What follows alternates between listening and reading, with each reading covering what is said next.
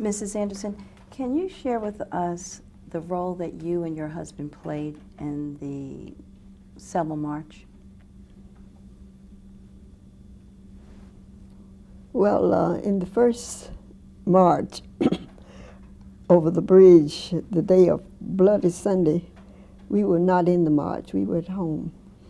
And later on in the afternoon, the telephone started ringing. Have you heard what's happened at the bridge? No, we haven't. And so that's when we learned about it. And of course, after that, we learned very much about what happened on the bridge. But that day, we didn't go to the march. But following that, about 3 weeks later, they did have a march which was escorted by the state troopers, which went from Selma to Montgomery. And I went just a short distance in that march. I went from Brown Chapel Church across the bridge, and after crossing the bridge, I dropped out of the march. My husband stayed in there a little longer. And then at the end of the march, the night before the end of the march in Montgomery, they had a big rally in St. Jude, in the St. Jude complex in Montgomery. We went over to that to see all they had many entertainers and groups performing, so we went to see that. And my husband left me there in Montgomery and left somebody there to bring me home in the car. And he went on from there to Washington, D.C., and they had a rally in Lafayette Park in Washington, and he went to represent Selma at that rally in Washington. What did your husband do in Selma? He was a pastor of the Tabernacle Baptist Church for 40 years. So he was very much involved in the entire movement. Yes, and he was the first one to open the doors of the church to the movement, because at that time everybody was afraid. They had the bombing in Birmingham when 4 girls were killed, and they had bombings in Montgomery. And people were afraid they would have bombings in the church. They would bomb the church down, as they had done in Birmingham and Montgomery. So he had a lot of opposition from his own members, including my father, about opening the doors of the church for this mass meeting. But he contended that if they didn't let him all go into the church, he would have the mass meeting out on the streets in front of the church. So he was just that, shall I say, bullheaded. But at any rate, they did have the first mass meeting at his church, Tabernacle.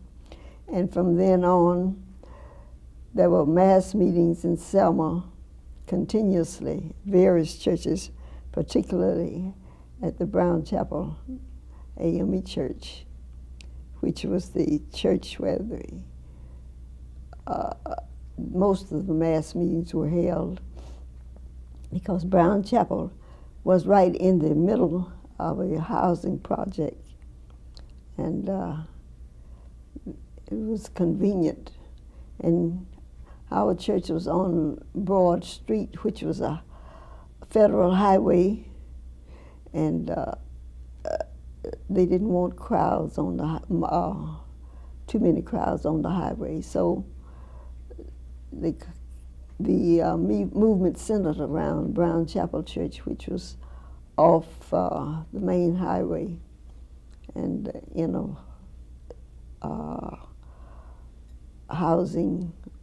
near a housing project.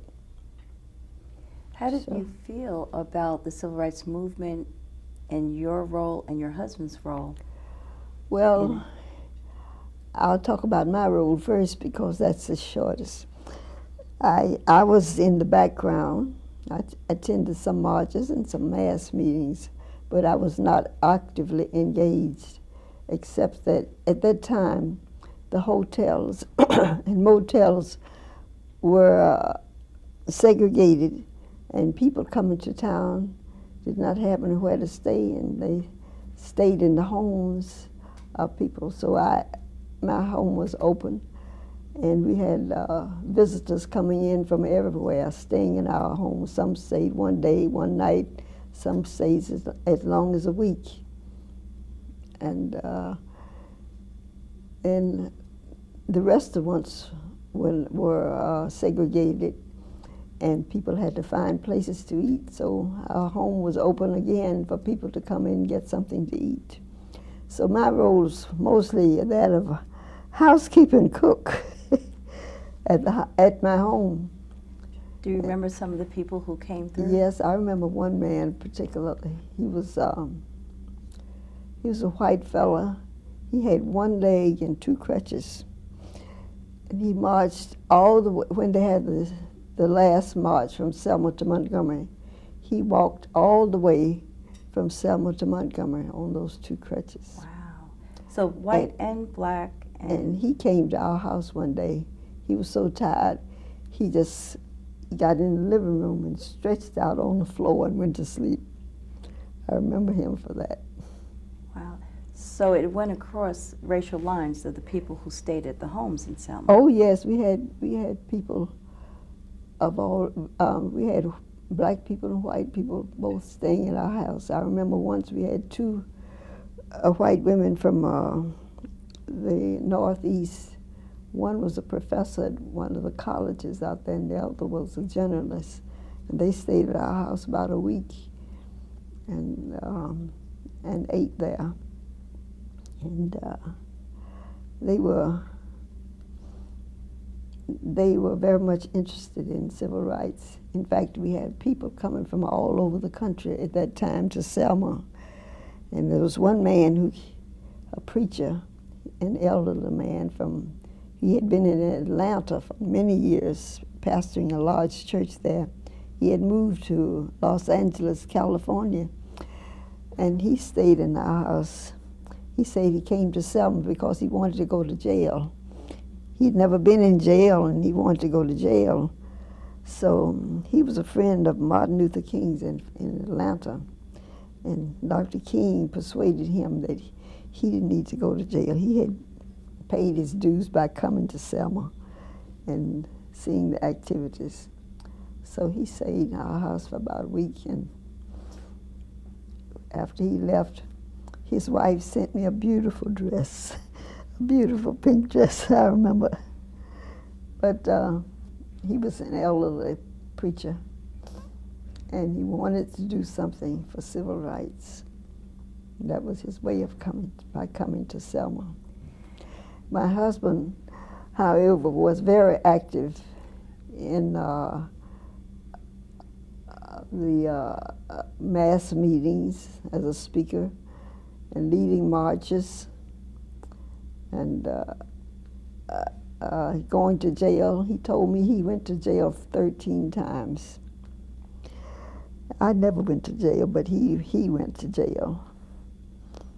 And he was a speaker on many occasions at the mass meetings in Selma and out of Selma. And as I said, he was representing Selma at this rally in Washington, the day of the march in Montgomery. So we didn't get to Montgomery for the big march, although we had been there the night before at the entertainment. So. Did you ever fear for your life and your husband's life and your friends' lives? Well, I was always fearful of him because he was a daredevil. He would do anything. So one time he was in jail. He had been away from home about 3 days, and I didn't know where he was. I thought he was in jail in Selma. So I got a change of clothes and was taking them to him. I went up to the jail. The jail was on the 3rd floor of the city building. I didn't want to go there by myself, so I got my father to go with me. So we went up there, and when we got there, I asked them about my husband. They say he wasn't there. He was out in the camp. There was a road camp out about 7 miles out of Selma, and he was at this road camp. And I said, I just came to bring him a change of clothes. They said, well, you don't need to, because he'll be back here to the jail about in a few minutes. After he gets his breakfast, we're going to dismiss all of them. So he did. They did. He came. We went on, and later on in the day, he came home. That was just one time, but he had been in jail in many places in Alabama. Okay. Tell me more about your father. My father.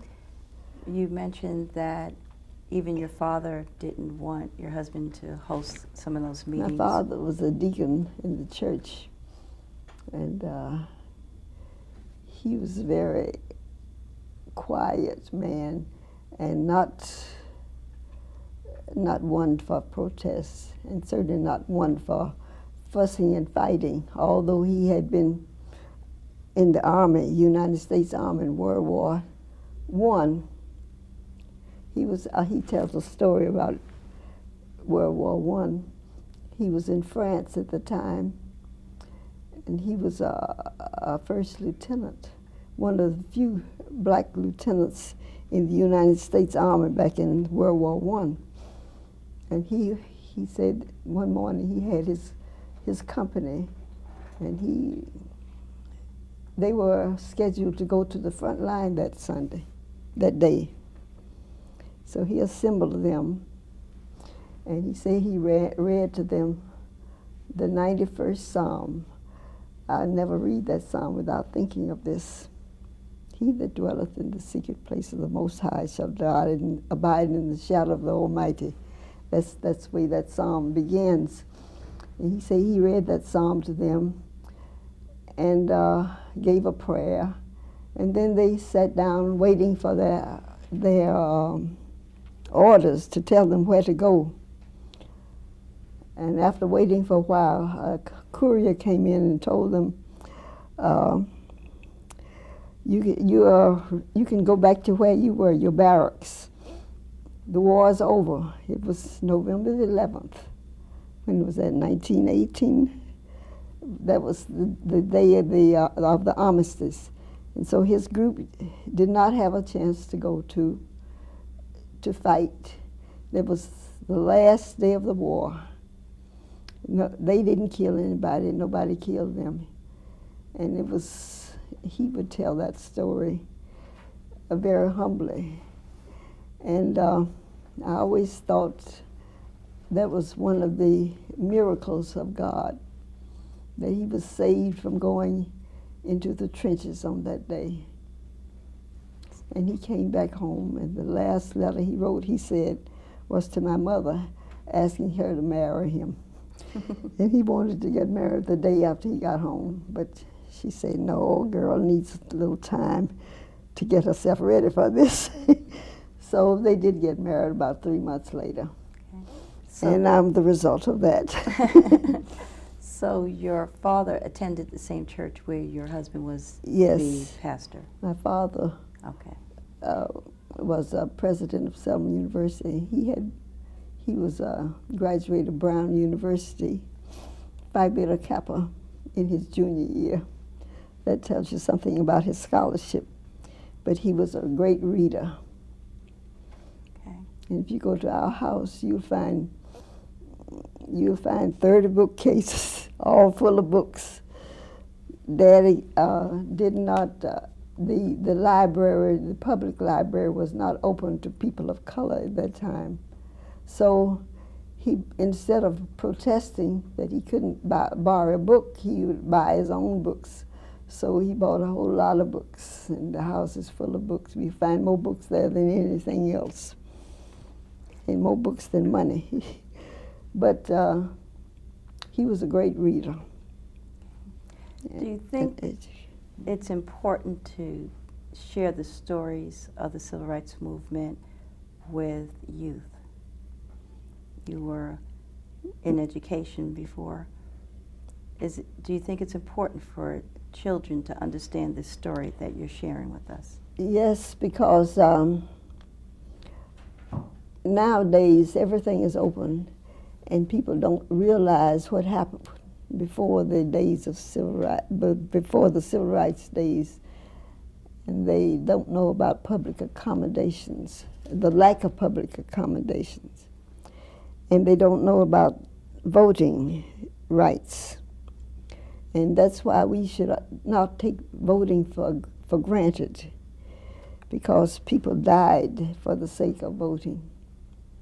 People died right here in this city so that everybody would have the opportunity to vote. So that's why it's necessary for everybody, for children to learn that when they get 18 years old, they should register to vote and then be sure they vote in every election.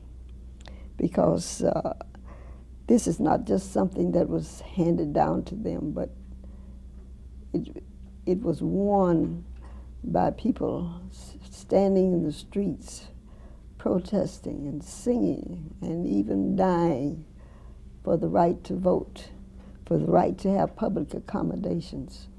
So it shouldn't be taken for granted. And if you have these rights now, you should realize that you were not just born with these rights, although they should be rights of every person. But people had to win their rights. And you still have to win your rights to do something or be something. It's not just given to you because you are you. You have to win your rights by your attitude and by your lifestyle, by your commitment. You have to know that everything doesn't come easy, but it comes the hard way. And you must resolve that you'll do nothing to take those rights away from yourself or from anybody else. Everybody should have equal rights, not just to do as he pleases, but to do what is right. That's excellent. Thank you so much, Mrs. Anderson. Just a couple questions. Okay. What were your parents' names? My parents, my father was William Hovey Dinkins, Look at me. H-O-V-E-Y, Hovey. Look at me. Dinkins? Dinkins, D-I-N-K-I-N-S. And your mother? And my mother's name was Almedia, A-L-M-E-D-I-A, Burwell, B-U-R-W-E-L-L, Burwell Dinkins. And did your husband grow up in Ohio? No, my father, my husband, Yeah. no, he was born in Pennsylvania, but he lived in Pittsburgh for a while Look at me. No, look at me. as with his uncle. His parents were from Alabama, And what's his full name? and he was in the Army for a while, United States Army as a chaplain. And then he went to Chicago, and while he was in Chicago, he went to university for a short while, and then he got a job in the post office. And he said, he fussed at the Lord. He said, if you call me to be a preacher, you're going to have to give me a church. So about 2 or 3 months after that, his father, who was a pastor down in Montgomery, Alabama, died suddenly with a heart attack. And that church called him to preach. And that's how he got his church, his first church. And he went down to Montgomery pastor of that church, and in being close to Selma, the pastor in Selma had died, and they were looking for a pastor, and so that's how he came in contact with Tabernacle Church and became pastor. But he, although his family lived in Alabama, he had not lived here since he was a boy, and that's how he got back to Alabama and Selma in particular. So he came. He stayed in Montgomery for a short while, and he came to Selma with his mother. He said they called him that church so his mother wouldn't have to move out to the parsonage. That's what he said.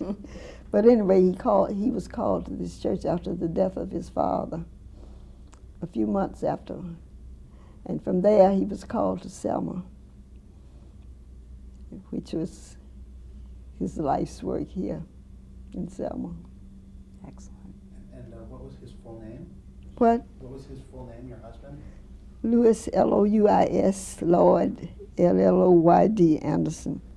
There's a street named L.L. Anderson. Yes, shortly before his death, they named the street we live on L.L. Anderson Avenue Okay. in his honor. And he got to know about it. He was ill at the time, and he got the fellow who was driving him to take him down that street. And he came home. He said, "That's a long street. It goes from the creek all the way across town." I said, "Yes," because I knew Selma because I was brought up in Selma. But he found out about this street. Although he was living on a part of the street, he didn't know the whole street. So he, about 3 weeks before he passed, they named the street for him. The signs didn't go up until after his death, but he knew about it. That's wonderful. Yeah, I just have one more little question for you, if you don't mind. Did your husband ever try to convince you to become more or less involved in the civil rights movement, or was he happy right where you were doing it? Well, I don't remember him saying anything to me about it, except that, "Are we going to the meeting tonight?" And if I went, okay. If I didn't go, that was okay. But I was not running over with civil rights as he was. They couldn't have a meeting unless he was there. He was always out front and outspoken. I was more retiring and a stay-at-home person. Thank you so much, Mrs. You're Anderson.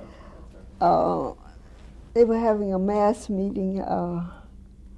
Usually the mass meetings at the end, toward the end of the civil rights movement, were held at Brown Chapel Church. But this night, the mass meeting was held at First Baptist Church right down the street from Brown Chapel. When we got there, there was a line of officers. I don't know who they were, whether they were state or city, but they were on officers. They all had guns with bayonets on the end of the guns. They was on either side of the street. And you had to go through them to get into the parking lot. Usually when Dr. King was announced as a speaker, he would come in at the end of the meeting after all the singing and all the other speech making, and come in and make a grand entrance at the end of the meeting and give a rousing speech and then leave.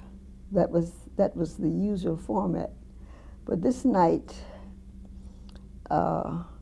Dr. King came in from somewhere, and he spoke.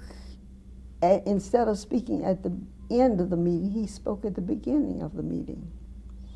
And as soon as he spoke, he went out the back door and got into a car.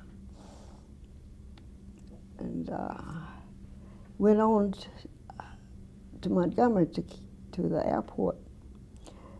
And there were 3 cars in the convoy. This was the beginning car, and the second car Dr. King was in. And then our car, and the last car, my husband and I were in. So these 3 cars, after he spoke, we went out the back door, got in our cars, and went in the parking lot and went on out, passing the men stashed with their bayonets. And we went on across the bridge on to Montgomery Airport, speeding down the highway. I was so afraid that night that the officers were going to catch us for speeding. We sped down the highway to the Montgomery Airport, which is on Highway 80. And Dr. King got out of his car and went into the airport and later got on the plane, went back to Atlanta that night. And we came on back to Selma leisurely. So a few weeks later, my husband was in Birmingham attending a Baptist meeting. While he was sitting in the meeting, one of the ushers came to him and told him there was some people out in the lobby that wanted to speak to him. So he got up and went out there.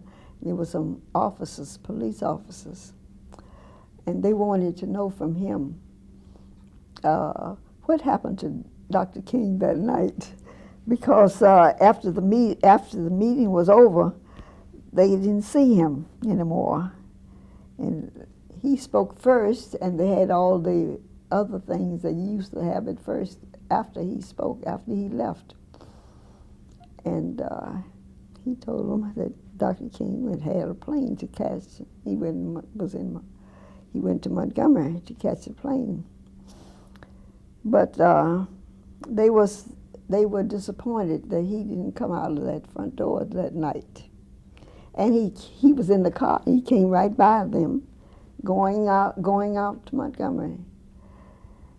And when the meeting was over, Dr. King was in Atlanta. They were looking for him in Selma. So that was not a trick. It was not planned, but that's the way it happened. And I always wondered if they had some plans for Dr. King that night, because a few weeks later he was assassinated in Memphis, Tennessee. And I always wondered about that night when all these officers were out there, if they were waiting for something to happen. Oh, thank you for sharing that with us. Mm-hmm. What year was that? Was that the year he was assassinated? Yes, that was just a few weeks before he was assassinated. 1968. Thank How you. close were you with Dr. King? What? How close were you with Dr. King?